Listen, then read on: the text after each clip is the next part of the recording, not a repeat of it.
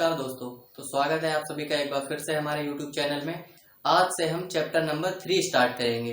ठीक है, तो चैप्टर नंबर 3 हमारा क्या है? Linear equation with two variables. Linear equation with two variable. अभी तक हमने जो भी क्वेश्चन सॉल्व करे हैं वो हमने सिंगल वेरिएबल के क्वेश्चन सॉल्व करे हैं, लेकिन अब से हम क्वेश्चन जो है डबल वेरिएबल के सॉल्व करेंगे। तो जब हम सिंगल वेरिएबल के कर रहे थे तो उसके कुछ सॉल्व करने के तरीके कुछ अलग थे, और इसमें जब दो वेरिएबल है हमारे पास तो उसको सॉल्व करने के तरीके हमारे पास कुछ अलग होंगे। ठीक है, तो यहाँ पर आज से हम जो है चैप्टर नंबर 3 स्टार्ट करेंगे। तो सबसे पहले हम यहाँ पर कुछ टॉपिक्स ये हमने लिख रखे हैं, यही जो है आपका सिलेबस है, यही आपके सिलेबस में है। तो पहला टॉपिक क्या है कि difference between equation and expression, और दूसरा है लीनियर इक्वेशन क्या होता है। उसके बाद जो है हम देखेंगे methods of solving the equation, कि हम इक्वेशन को कैसे करके सॉल्व करेंगे। ठीक है, ये 3 मेथड्स हैं इसके अंदर। उसके बाद ये बहुत छोटे छोटे से टॉपिक्स हैं, तो मतलब हमारे 2 से 3 लेक्चर्स में ये चैप्टर हमारा फिनिश हो जाएगा। ठीक है, तो जैसा कि हमने पिछले लेक्चर में बताया था कि इक्वेशन और एक्सप्रेशन में क्या डिफरेंस होता है। तो इक्वेशन और एक्सप्रेशन में डिफरेंस जानने के लिए अगर आपने हमारी पिछली वीडियोस नहीं देखी हैं तो आप वो वीडियोस हमारी चेकआउट कर सकते हैं, लेकिन हम तब भी यहाँ पर थोड़ा सा ब्रीफ आउट कर देते हैं कि एक्सप्रेशन जो होता है, एक्सप्रेशन के अंदर इक्वल टू का साइन नहीं होता है। मतलब ना ही उसके अंदर LHS होता है, ना ही उसके अंदर RHS होता है। उसके अंदर सीधा सीधा एक आप कह सकते हैं स्टेटमेंट है। ठीक है, और जो आपका इक्वेशन होता है, इक्वेशन के अंदर आपके पास LHS भी होगा और RHS भी होगा। अगर थोड़ा सा इनके बारे में अगर डिफाइन करें, लिखने की कोशिश करें, तो देखिए क्या लिखा जाएगा यहाँ पर। अगर हम पहले एक्सप्रेशन के अगर हम एग्जाम्पल देखें, एक्सप्रेशन हमारा क्या होता है, एक्सप्रेशन को हम जो है कुछ यूं लिखते हैं, x² + 2xy + y²। ठीक है, ये जब हम 2 वेरिएबल का चैप्टर पढ़ रहे हैं तो हमने 2 वेरिएबल की ही इक्वेशन ली है यहाँ पर, 2 वेरिएबल की ही एक्सप्रेशन हमने लिखी है यहाँ पर। तो ये जो एक्सप्रेशन है ये आपकी एक्सप्रेशन है। ये जो लिखा हुआ है यहाँ पर, ये अगर कोई पूछे इक्वेशन है या एक्सप्रेशन है तो आप क्या कहेंगे, ये आपकी एक्सप्रेशन है। और अगर इसी को मैं इक्वेशन में अगर चेंज करूं, अगर इसी एक्सप्रेशन को मैं इक्वेशन में चेंज करूं तो मैं क्या हो जाएगा, x² + 2xy + y² = 0। मतलब इसके अंदर सिर्फ और सिर्फ एक इक्वल टू का डिफरेंस है, उसके अलावा ये दोनों ही सेम है। ठीक है, यहाँ पर देखो इक्वेशन के अंदर हमने इक्वल टू लगाया है और एक्सप्रेशन के अंदर हमने इक्वल टू नहीं लगाया है। तो मतलब यहाँ से हमें ये पता चलता है कि जो हमारा एक्सप्रेशन होगा उसमें इक्वल टू का साइन नहीं होगा। मतलब इसको अगर आप RHS कह रहे हो, इसको LHS कह रहे हो, तो मतलब एक्सप्रेशन के अंदर ना ही RHS प्रेजेंट होगा, ना ही LHS प्रेजेंट होगा, ना ही इक्वल टू प्रेजेंट होगा। लेकिन आपके पास इक्वेशन में LHS भी प्रेजेंट होगा, RHS भी प्रेजेंट होगा और इक्वल टू का साइन भी प्रेजेंट होगा। ठीक है, तो ये बहुत ही छोटा सा डिफरेंस है, माइनर सा डिफरेंस है, और यही जो है डिफरेंस है। इसके अलावा कोई और डिफरेंस हमारा एक्सप्रेशन और इक्वेशन के अंदर नहीं होता है। ठीक है, दूसरी डेफिनेशन क्या है, लीनियर इक्वेशन। हमने जो है पहले चैप्टर नंबर 2 में हमने बात करी थी लीनियर पॉलिनोमियल और क्वाड्रेटिक पॉलिनोमियल, क्यूबिक पॉलिनोमियल। तो मतलब देखो लीनियर का मतलब जो है सेम ही रहेगा, लीनियर का मतलब सेम ही रहेगा हर जगह। कि लीनियर का मतलब क्या रहेगा कि जिसकी पावर 1 होगा वो हमारे पास लीनियर इक्वेशन है। मतलब अगर मैं यहाँ पर कोई एक लीनियर इक्वेशन लिखूं, लीनियर इक्वेशन अगर मैं लिखता हूं तो यहां पर मैं क्या लिखूंगा, अ इक्वेशन whose डिग्री इज 1। मतलब एक ऐसी इक्वेशन जिसकी डिग्री 1 होगी। ठीक है, तो यहां पर आप ऐसे करके कुछ भी लिख लो, x + y = 0। लेकिन यहां पर आपको क्या चीज ध्यान रखना है कि इक्वेशन होनी चाहिए, ना कि एक्सप्रेशन होनी चाहिए। अगर मैं यहां से इक्वल टू 0 हटा दूं तो ये इस टाइम मेरे पास एक्सप्रेशन है और ये लीनियर इक्वेशन नहीं है। लीनियर एक्सप्रेशन आप इसे कह सकते हैं, लीनियर एक्सप्रेशन आप इसे कह सकते हैं। लीनियर इक्वेशन कहलाने के लिए इसको इक्वल टू का साइन होना बहुत जरूरी है। ठीक है, तो इक्वल टू 0, तो ये हमारी क्या हो गई, लीनियर इक्वेशन हो गई। अब जो है हमारे पास कुछ टॉपिक्स जो है वो ये है, इसको हम बाद में पढ़ेंगे। ये जो चेकिंग द इक्वेशन और चेकिंग द सॉल्यूशन वाला जो टॉपिक्स हैं, ये जो है 1 या 2 नंबर में आपके एग्जाम्स में आते हैं। मेन जो टॉपिक है वो आपका ये है, मतलब ये 3 मेथड्स हैं, मतलब जो आपकी बुक में एक्सरसाइज है, एक सब्स्टिट्यूशन मेथड की एक्सरसाइज है, एक एलिमिनेशन मेथड की एक्सरसाइज है, एक क्रॉस मल्टीप्लीकेशन की एक्सरसाइज है। ठीक है, तो इसके अंदर अगर मैं बात करूं तो सबसे आसान तरीका जो पर्सनली मैं प्रिफर करता हूं वो होता है हमारा एलिमिनेशन मेथड, या फिर आप सब्स्टिट्यूशन भी अप्लाई कर सकते हैं। जो सबसे हार्ड पड़ता है वो क्रॉस मल्टीप्लीकेशन पड़ता है, और एग्जाम्स में तो ज्यादातर क्वेश्चंस आते हैं वो हमारे एलिमिनेशन मेथड या फिर सब्स्टिट्यूशन मेथड से ही आते हैं। क्रॉस मल्टीप्लीकेशन वाला मेथड मतलब हर जगह अप्लाई नहीं होता है, और बहुत ही कम जो है बोर्ड में पूछा जाता है, या फिर आप कहीं भी कोई भी एग्जाम देंगे तो उसके अंदर बहुत ही कम बार जो है पूछा गया है। और अगर आप किसी कॉम्पिटिटिव एग्जाम की तैयारी कर रहे हैं तो जो मैं प्रेफर करूंगा, क्योंकि मैंने भी बहुत सारे कॉम्पिटिटिव एग्जाम्स दिए हैं, IIT JEE मेंस वगैरह का मैंने दिया है, तो मैंने जो मेथड पढ़ा है वो एलिमिनेशन मेथड, क्योंकि एलिमिनेशन मेथड के अंदर आपके पास टाइम जो है बहुत बच जाता है। जब हम इन्हें सॉल्व करेंगे तो आप खुद ही देखेंगे, जो आपको आसान लगे, जो आपको अच्छे से समझ में आए, आप वही अप्लाई करिएगा इक्वेशन को सॉल्व करने के लिए। ठीक है, अगर हम यहाँ पर बात करते हैं चेकिंग द इक्वेशन, मतलब जो हमारे इक्वेशंस हैं वो कंसिस्टेंट है या फिर इनकंसिस्टेंट है, इनके अलावा कुछ नहीं होगा, मतलब 2 ही है, या तो कंसिस्टेंट होगी या फिर इनकंसिस्टेंट होगी। तो कंसिस्टेंट होने के लिए और इनकंसिस्टेंट होने के लिए दोनों में कुछ जो है मतलब डिफरेंस है।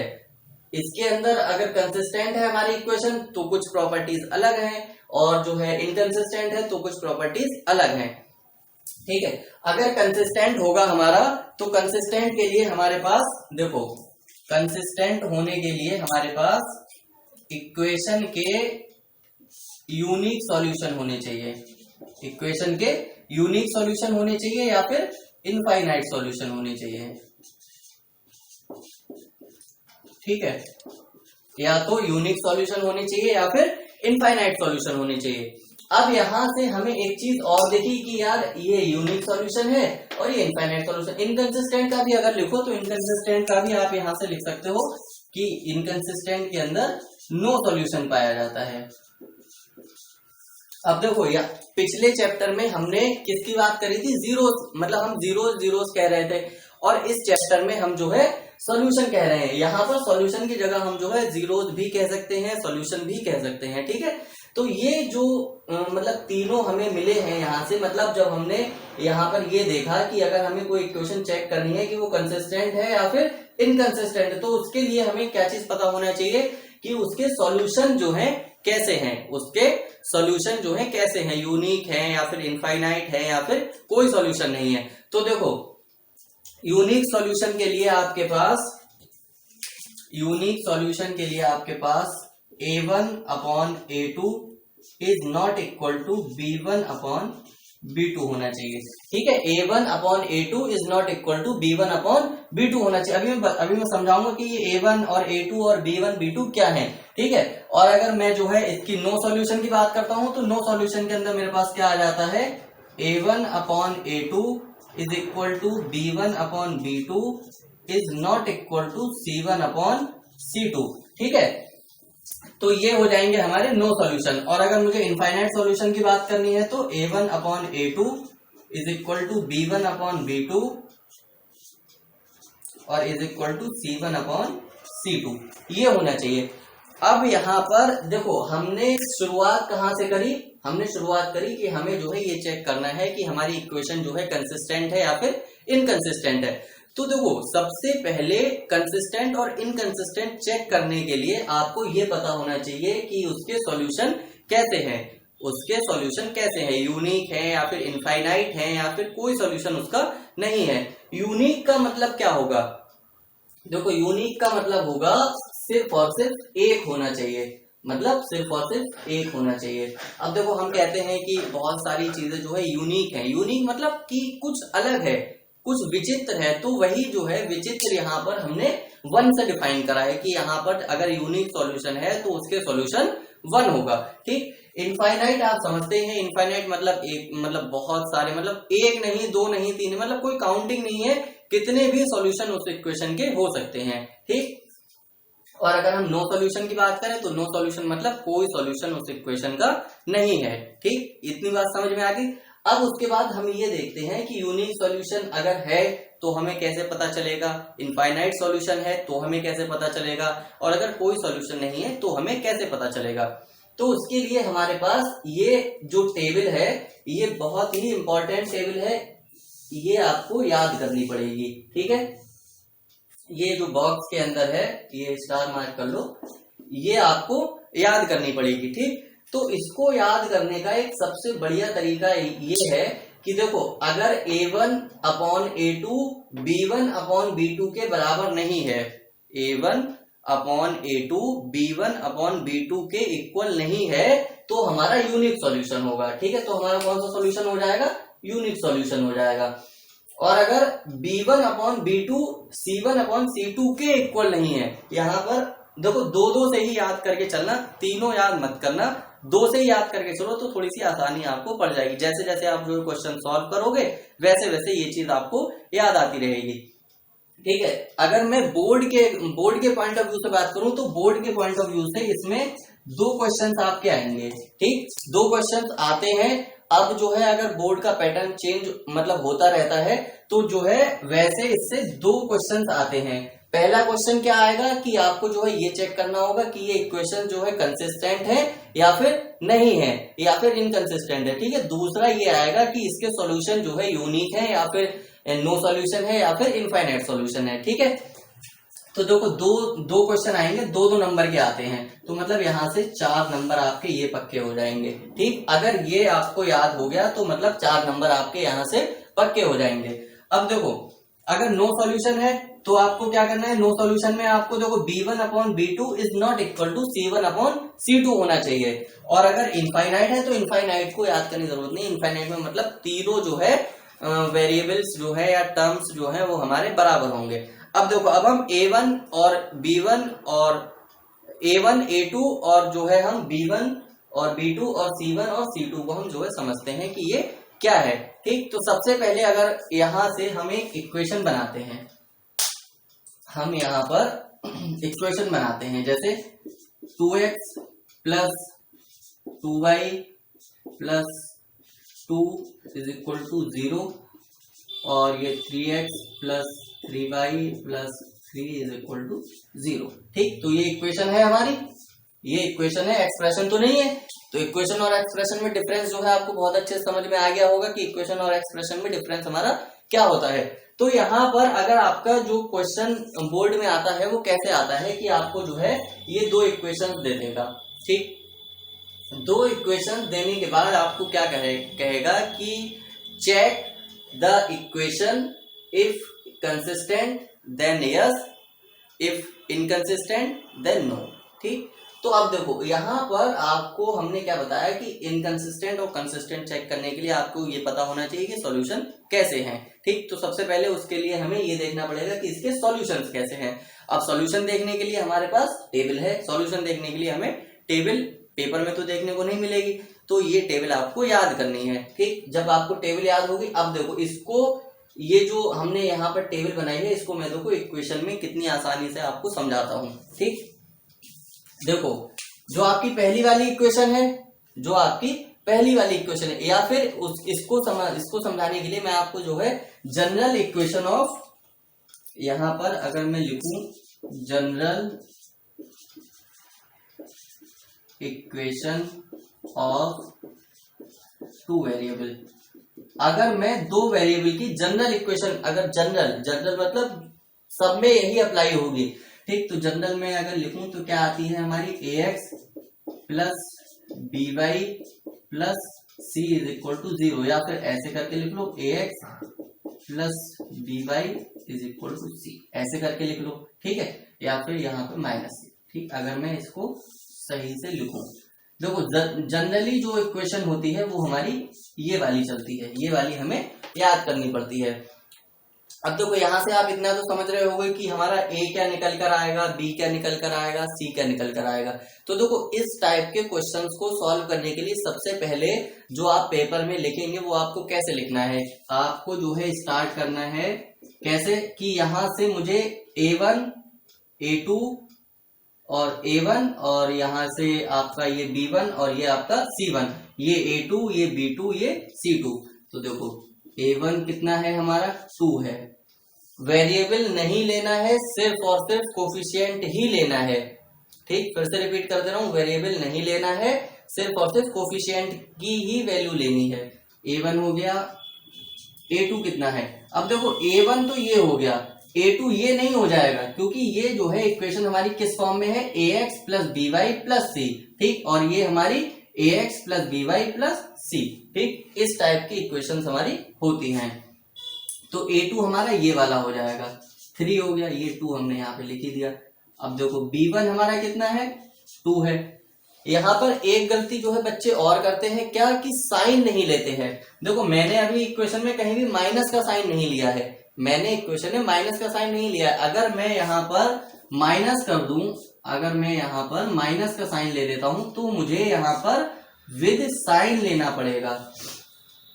ठीक है, मुझे यहाँ पर विद साइन लेना पड़ेगा। देखो जहां पॉजिटिव है तो वहां पर तो साइन लेने की कोई टेंशन है ही नहीं, लेकिन अगर वैल्यू नेगेटिव है, अगर आपकी इक्वेशन में नेगेटिव का साइन आया है, माइनस का साइन आया है, तो आपको जो है जब आप लिखेंगे तो आपको उसमें लिखना पड़ेगा। ठीक, ये हो गया आपका B1 अपॉन B2 भी निकल आया। ठीक, और यहां से C1 और C2 निकालूं तो C1 मेरा कितना है, 2 है, और C2 मेरा -3 है। ठीक है, तो यहां से देखो मुझे A1 भी मिल गया, A2 भी मिल गया, B1 भी मिल गया, B2 भी मिल गया, C1 भी मिल गया और C2 भी मिल गया। तो अब मुझे क्या देखना है कि मेरी जो टेबल है तो ये वैल्यूज जो है वो मतलब किस में सेटिस्फाई कर रही हैं, किसी ना किसी में तो सेटिस्फाई करेंगी। अगर किसी में सेटिस्फाई नहीं कर रही है तो ऐसा तो हो ही नहीं सकता। तो ये मतलब इन तीनों में से किसी ना किसी में सेटिस्फाई करेगी। तो हम देखते हैं ये हमारी किस में सेटिस्फाई कर रही हैं। ठीक, देखो 2/3 और ये 2/-3 और ये 2/-3। तो ये देखो यहां से हम जो है ये माइनस का साइन हमने समझाने के लिए लिया था, तो ये माइनस का साइन यहाँ से हटा दो और ये साइन जो है आप अपना फिर से जो है पॉजिटिव का कर लो। अगर माइनस का साइन आता है तो जो है माइनस के साइन के हिसाब से, मतलब साइन हमको लेना है, साइन छोड़ना नहीं है, साइन हमको लेना है। ठीक है, अब देखो ये यहां पर भी 2/3 आया, यहां पर भी 2/3 आया, यहां पर भी 2/3 ही आया है। अब देखो ये तीनों इक्वल टू हैं, तीनों एक दूसरे के इक्वल हैं, तीनों इक्वल हैं। तो जब देखो तीनों इक्वल हैं तो तीनों इक्वल, देखो मेरे इसमें तो है ही नहीं, इसमें भी नहीं है, इसमें है। जब तीनों इक्वल जो हैं तो हमारे सॉल्यूशन कौन से होंगे, यहां देखो इनफाइनाइट सॉल्यूशन। तो यहां पर मैं लिख सकता हूं इनफाइनाइट सॉल्यूशन। अगर आप एग्जाम में इतना छोड़ के आओगे तो आपका आंसर गलत हो जाएगा, टीचर आपका पूरा क्वेश्चन कट कर देगा। क्यों? क्योंकि टीचर ने क्या पूछा है, टीचर ने एग्जाम में ये पूछा है कि हमको ये बताओ ये कंसिस्टेंट है या फिर इनकंसिस्टेंट है, और आप लिख के आ गए कि ये इनफाइनाइट सॉल्यूशन है। ठीक, टीचर इतना तो समझ जाएगा कि मतलब बच्चे ने कंसेप्ट जो है समझा है, लॉजिक जो है पता है कि हमें क्या करना है, लेकिन आंसर तो गलत है ना, तो गलत आंसर पे तो कोई नंबर दे नहीं देगा। तो यहां पर आपको इनफाइनाइट सॉल्यूशन के साथ साथ ये भी लिखना पड़ेगा कि इनफाइनाइट सॉल्यूशन हमारा किस में होता है, देखो कंसिस्टेंट में होता है। तो यहां पर आपको लिखना पड़ेगा कि दिस शोज कंसिस्टेंट। तो यहां पर हमें क्या पता चल रहा है कि ये कंसिस्टेंट है। ठीक है, ऐसे ही अगर हम कोई दूसरी इक्वेशन अगर हम लेते हैं तो हमें मतलब चेक करना हो कि कंसिस्टेंट है या फिर इनकंसिस्टेंट है, तो हमें क्या करना पड़ेगा। सबसे पहला स्टेप आपका यही रहेगा कि आपको A1/A2 B1/B2 C1/C2 लिखने ही लिखने हैं। चाहे आपको देखो सॉल्यूशंस निकालने हो यहाँ से, या फिर आपको इक्वेशन चेक करनी हो कि कंसिस्टेंट है या फिर इनकंसिस्टेंट है। इतना काम तो आपको करना ही करना है। ठीक, अगर आपसे ये पूछ लिया सॉल्यूशंस कितने हैं तो आप जो है यहां तक छोड़ देंगे, इनफाइनाइट सॉल्यूशन लिख के छोड़ देंगे, आपका आंसर सही हो जाएगा। अगर उसने पूछ लिया कि कंसिस्टेंट है या फिर इनकंसिस्टेंट है, तो आपको ये लाइन भी लिखनी पड़ेगी, मतलब ये भी बताना पड़ेगा टीचर को कि ये कंसिस्टेंट है या फिर इनकंसिस्टेंट है। ठीक है, तो यहां से हमारे पास क्या निकल के आया, ये कंसिस्टेंट निकल के आया है, तो हमने इसे कंसिस्टेंट लिख दिया। अब अगर जो है हम किसी इनकंसिस्टेंट की बात करते हैं, तो इनकंसिस्टेंट में हमारे पास क्या होना चाहिए कि इनकंसिस्टेंट में हमारे पास एक ही है, नो सॉल्यूशन। तो नो सॉल्यूशन को देखो नो सॉल्यूशन में क्या है कि b1/b2 c1/c2 के बराबर नहीं होना चाहिए। मतलब यहाँ पर अगर मैं इसी क्वेश्चन में अगर यहाँ पर मैं 1 लिख दूं, इसी क्वेश्चन में यहाँ पे 1 लिख दूं, तो मेरा c1 की वैल्यू चेंज हो जाएगी। अब देखो c1 की वैल्यू चेंज हो गई, तो ये देखो c1/c2 कितना है, 1/3 है, b1/b2 कितना है, 2/3 है, तो ये आपस में बराबर है नहीं है, तो मतलब ये यहाँ पर नॉट इक्वल टू हो जाएगा, ये तो इक्वल टू है ही, तो इसका कौन सा सॉल्यूशन हो जाएगा हमारे पास, यहाँ पर हमारे पास हो जाएगा नो सॉल्यूशन, यहाँ पर हमारे पास नो सॉल्यूशन हो जाएगा। देखो एक ही क्वेश्चन से इसलिए समझा रहा हूं क्योंकि अभी यही क्वेश्चन जो है आप आसानी से समझ सकते हो। एक ही क्वेश्चन को आप जो है तीनों उसी में समझ लोगे तो ज्यादा बेटर समझ में आएगा। मैं अलग अलग क्वेश्चंस भी करके दिखा सकता हूं, ठीक, लेकिन क्या है कि अगर एक ही क्वेश्चन से अगर हम सारी चीजें समझेंगे ना तो हमें जो है अच्छा समझ में आएगा। क्वेश्चंस मैं आपको जो है करने के लिए दे दूंगा, और जो है इस चैप्टर की जो भी न्यूमेरिकल्स हैं, जो भी एक्सरसाइजेज हैं, उसका अगर आपको सॉल्यूशन चाहिए तो आप जो है डिस्क्रिप्शन में मैं जो है लिंक प्रोवाइड कर दूंगा, आप वहां से डाउनलोड कर लेना इसके जो सॉल्यूशंस हैं। ठीक है, तो यहाँ पर हमारे पास नो सॉल्यूशंस आ जाएगा, और जब नो सॉल्यूशन आ गया तो हमारे पास यहाँ पर ये इनकंसिस्टेंट हो गया।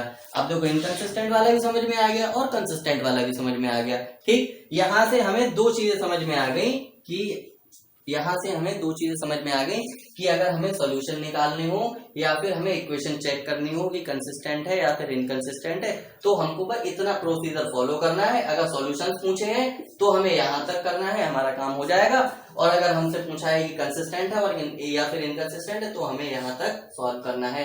अगर यहाँ तक सॉल्व कर दिया आपका जो है पूरे नंबर एग्जाम में आएंगे। ठीक, तो ये तो हो गई हमारी इन दो टॉपिकों पे बात, ये तो हो गई हमारी इन दो टॉपिकों बात, ये दो टॉपिक हमारे कवर हो गए। अब हमारा जो मेन है, जो सबसे ज्यादा इंपॉर्टेंट है इस चैप्टर में, वो हमारे ये 3 मेथड हैं। ठीक है, ये 3 मेथड है। अगर हमें ये 3 मेथड समझने हैं तो हमें ये समझ में आना चाहिए कि अगर हमारे पास वेरिएबल 1 है, अगर हमारे पास वेरिएबल 1 है तो हमारा एक ही इक्वेशन में काम हो जाएगा। अगर हमारे पास एक वेरिएबल है तो हमारा एक ही इक्वेशन में काम हो जाएगा। एग्जाम्पल मैं आपको देखो यहाँ पे दिखाता हूं। जैसे मैंने लिखा 2x - 2 = 0। ठीक, तो इसको सॉल्व करने के लिए या फिर यहाँ पर मुझे x की वैल्यू निकालने के लिए मुझे किसी दूसरी इक्वेशन की जरूरत नहीं है, किसी दूसरे सोर्स की जरूरत नहीं है, या फिर दूसरी इक्वेशन की जरूरत नहीं है। मेरा यहीं से मैं अपना आंसर निकाल सकता हूं। कैसे निकाल सकता हूं? 2x = 2 और x = 1। ठीक है, तो यहां से मुझे एक कंक्लूजन ये मिला कि अगर मेरे पास वेरिएबल 1 है, देखो वेरिएबल हमने पहले भी बात करी है कि वेरिएबल जो है डिफर कर सकते हैं, x हो सकता है, y हो सकता है, a हो सकता है, b मतलब कोई भी अल्फाबेटिक वैल्यू हमारी हो सकती है, उससे हमें कोई भी टेंशन लेने की जरूरत नहीं है। बस यहां से हमें ये पता चल गया कि अगर हमारे पास वेरिएबल 1 है तो हम एक इक्वेशन में काम चला सकते हैं, लेकिन अगर हमारे पास वेरिएबल 2 है तो हमारा एक इक्वेशन में काम चलेगा या फिर नहीं चलेगा। ठीक, देखो यही वाली इक्वेशन में ले लेता हूं एग्जाम्पल। ये देखो 2x + 2y + 1 = 0 और ये 3x + 3y + 3 = 0। ठीक है, अगर अब आपको इसके सॉल्यूशन चाहिए या फिर यहाँ पर x और y की वैल्यू आपको निकालनी है तो आपको जो है 2 इक्वेशंस की जरूरत पड़ेगी। क्यों पड़ेगी? क्योंकि आपके पास वेरिएबल कितने हैं? 2 हैं। कौन कौन से हैं? पहला x है, दूसरा y है। ठीक, तो यहां से हमें इतना पता होना चाहिए कि अगर हम जो है इक्वेशन सॉल्व कर रहे हैं, क्वेश्चन सॉल्व कर रहे हैं डबल वेरिएबल का, अगर हम डबल वेरिएबल का क्वेश्चन सॉल्व कर रहे हैं तो हमारे पास इक्वेशन दो होनी चाहिए, कंपलसरी है। अगर दो से कम इक्वेशन है तो हमारा सॉल्यूशन नहीं निकलेगा। अब जैसे एग्जाम्पल के तौर पे मान लो ये वाली इक्वेशन अभी हमारे पास नहीं है, हमारे पास सिर्फ और सिर्फ यही जो है इक्वेशन है, तो आप जो है इसके सॉल्यूशन निकाल के देखना क्या ये निकल सकते हैं। एक्स और वाई का मान एक इक्वेशन से आप निकाल सकते हो या फिर नहीं निकाल सकते हो, मतलब आप या मैं या कोई भी नहीं निकाल सकता है। जब दो वेरिएबल है तो दो इक्वेशन है, वेरिएबल 3 हो जाएंगे तो इक्वेशन कितनी चाहिए, 3 चाहिए। अगर वेरिएबल 4 हो जाएंगे तो इक्वेशन 4 चाहिए। मतलब एटलीस्ट दो तो चाहिए ही चाहिए आपको, समझे।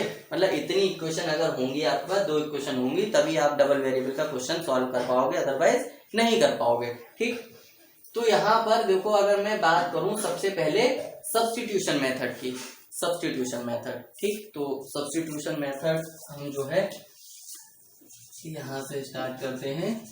सब्स्टिट्यूशन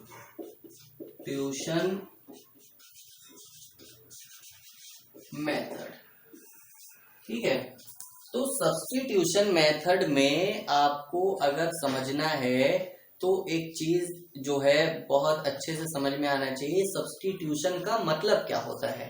सब्स्टिट्यूशन का मतलब क्या होता है, सब्स्टिट्यूट हम जो है एक वर्ड यूज करते हैं, मतलब बहुत सारी जगह आपने भी करा होगा, हम भी करते हैं।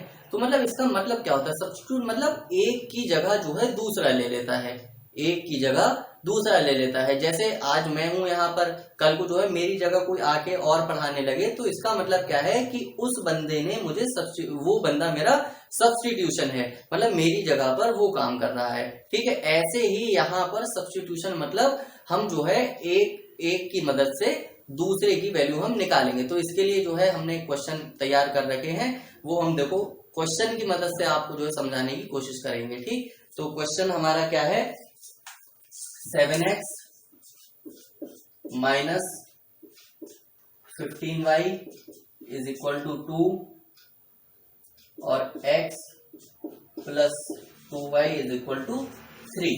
ठीक है, तो ये जो है हमारे पास दो इक्वेशंस हैं, हमारे पास दो इक्वेशन। हमने क्या बताया था, दो इक्वेशन तो चाहिए ही चाहिए क्वेश्चन सॉल्व करने के लिए। ठीक, तो अब देखो यहाँ पर हमें क्या करना है, जब हमें देखो अगर एग्जाम में ये कहता है कि आपको इंडिविजुअल इसी मतलब मेथड से आपको क्वेश्चन सॉल्व करना है, कि आपको एग्जाम में दे दिया कि आपको दो इक्वेशन दे दी और आपको कह दिया कि सब्स्टिट्यूशन मेथड से सॉल्व करना है, तो वहां पर आपको सब्स्टिट्यूशन मेथड ही लगाना पड़ेगा, ना कि आप ये लगा सकते हो, ना ही आप ये लगा सकते हो। अगर एग्जाम में कह दिया एलिमिनेशन मेथड से करना है तो आपको एलिमिनेशन मेथड आना चाहिए, मतलब इसी से आप जो है क्वेश्चन सॉल्व करेंगे। अदरवाइज आप किसी भी मेथड से करेंगे, आपका भले ही आंसर निकल के आ जाए लेकिन टीचर आपको नंबर नहीं देगा। क्यों? क्योंकि उसने पूछा है दिल्ली जाने का रास्ता, आप बता रहे हैं बेंगलोर जाने का रास्ता। तो ठीक है, डिफरेंस है ना हर चीज में, हर चीज का अपना अपना जो है एडवांटेज है और कुछ डिसएडवांटेजेस भी होते हैं। तो देखो सब्स्टिट्यूशन मेथड अब अगर हम समझने की कोशिश करें तो सब्स्टिट्यूशन मेथड में हमारे पास देखो दो इक्वेशंस हैं, तो यहाँ पर आपको क्या देखना है कि किस वेरिएबल के साथ कोफिशिएंट नहीं है, किस इक्वेशन में वेरिएबल के साथ कोफिशिएंट नहीं है।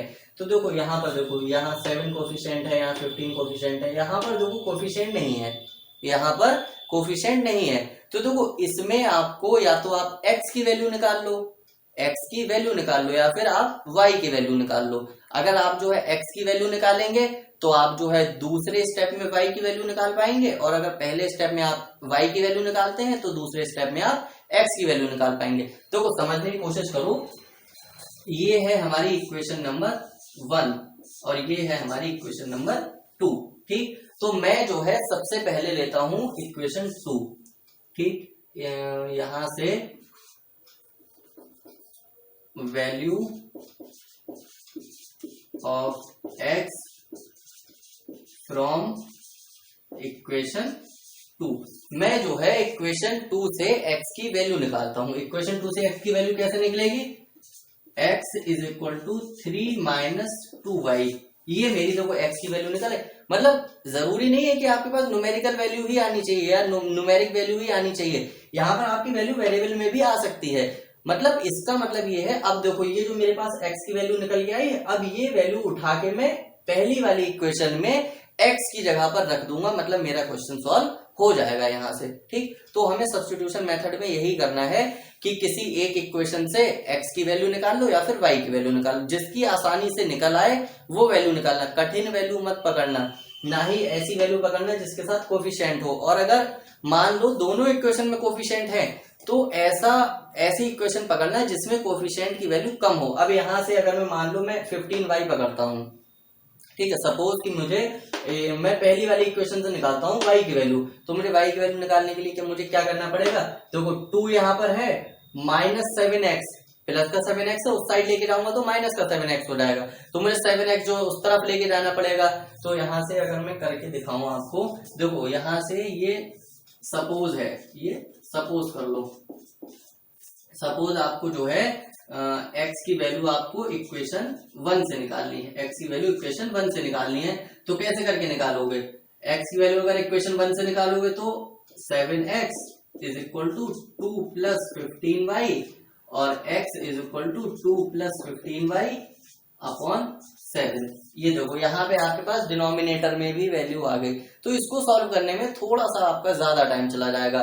और अगर यहीं पर मैं देखो y की वैल्यू निकाल के देखूं तो y की वैल्यू मेरी कैसे निकलेगी, 2 माइनस 7x और अपॉन 15, और ये देखो ये माइनस y की निकली। अगर मैं यहाँ से माइनस हटा दूं तो मुझे माइनस यहाँ पे लगाना पड़ेगा। अब देखो कितना कॉम्प्लिकेटेड हो जाएगा, फिर यहाँ पे माइनस का साइन भी है। तो मतलब ऐसी चीज पकड़ना जिससे आपका देखो टाइम भी कम जाए, दिमाग भी कम लगे, थोड़ा सा मतलब इजी वे में। वो कहते नहीं है कि जो है हार्ड वर्क जो है नहीं करना चाहिए, स्मार्ट वर्क करना चाहिए, ठीक है। Smart work is more efficient then hard work. तो ठीक है, हमें हार्ड वर्क नहीं करना, हमें बैलों की तरह नहीं झुकना है एक ही क्वेश्चन में, हमें बाकी क्वेश्चंस भी करने होते हैं पेपर में, तो हमें जो है सारे क्वेश्चन करने हैं। तो इसीलिए स्मार्ट बनो, मतलब आजकल तो फोन भी स्मार्ट हो गए हैं, तो तुम्हें तो बनना ही पड़ेगा, ठीक। तो यहाँ पर हमने जो है x की वैल्यू यहाँ से निकाल ली। अब जो है क्या लिखेंगे, put the value of x इन, किस में रखनी है, इक्वेशन 1 में रखनी है। जो x की वैल्यू हमने यहां से निकाली है वो वैल्यू हमें इक्वेशन नंबर 1 में रखनी है, ठीक। तो हम रख देते हैं यहाँ पर, देखो 7x की जगह पर रखनी है, x की जगह पर मुझे क्या रखना है, 3 माइनस 2y रखना है। बस इतना सा काम है, बस इतना सा काम है। बाकी अब देखो क्वेश्चन कितना स्मूथली जो है सॉल्व हो रहा हमारा। -15y इज इक्वल टू 2, ठीक। अब देखो इसको सॉल्व कर लो, 7 3 21 minus 14y minus 15y is equal to 2, ठीक है। अब देखो 21, ये -14 माइनस 15 मतलब माइनस का 29y इज इक्वल टू 2 हो गया। अब देखो यहाँ से -29y यही रोक लो और 21 को जो है उस तरफ ले जाओ, ये माइनस का 19 हो गया, और यहाँ पे माइनस का 29y पहले से है, तो ये माइनस से माइनस कैंसिल हो जाएगा, ठीक है। ये अरे क्या बन गया, ये माइनस से माइनस कैंसिल हो गया, ठीक है। अब क्या करोगे, यहाँ से आप y का मान आसानी से लिख सकते हो, 19/29 आ गया, ठीक। तो यहाँ से अगर आपने ऊपर x की वैल्यू निकाली है, अगर ऊपर आपने x की वैल्यू निकाली है तो यहाँ पर y की वैल्यू निकल कर आएगी। अगर ऊपर आपने y की वैल्यू निकाली है तो यहाँ पर आपकी x की वैल्यू निकल के आएगी। अब देखो अभी तक एक ही वेरिएबल की वैल्यू निकली है, सिर्फ y की तो निकली, x की तो नहीं निकली है। तो अब जो है हमें इस y की वैल्यू को हमें इस वाली इक्वेशन में हम मतलब इस वाली इक्वेशन रखेंगे, तभी हमें x की वैल्यू यहाँ से आसानी से मिल जाएगी। तो देखो हमारे पास वैल्यू क्या थी, x की वैल्यू क्या थी, x is equal to 3 minus 2y। अब y की जगह पे हमें इसे रख दे रहे हैं। अब देखो इसे सॉल्व कर लो। अब यहाँ से देखो अगर ये कट शॉर्ट हो रहा होता तो हम इसे काट देते, अब कट नहीं हो रहा है तो हम क्या करेंगे, मल्टीप्लाई कर ले रहे हैं, 19 to 38, ये 29, ठीक। अब इसे सॉल्व कर लो, एलसीएम लेके सॉल्व कर लो, 3 into 29 माइनस 38 अपॉन 29, 3 9 27, 3 2 6 और 2 8 माइनस 38 अपॉन 29, 9 4 29।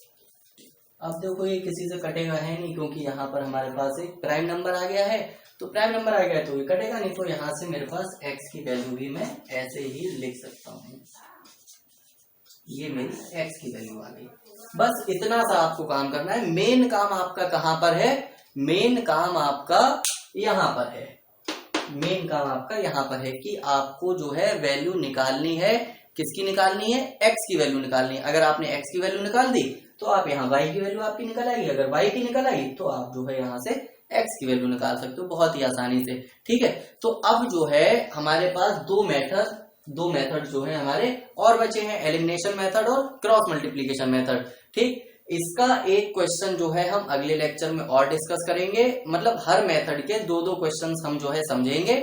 उसके बाद जो है ये चैप्टर हमारा फिनिश हो जाएगा। मतलब अगले लेक्चर में हम इस चैप्टर को फिनिश करने की कोशिश करेंगे। ठीक है, तो यहाँ से अब अगले लेक्चर में हम क्या देखेंगे? एलिमिनेशन मेथड देखेंगे और उसके अलावा क्रॉस मल्टीप्लीकेशन मेथड देखेंगे।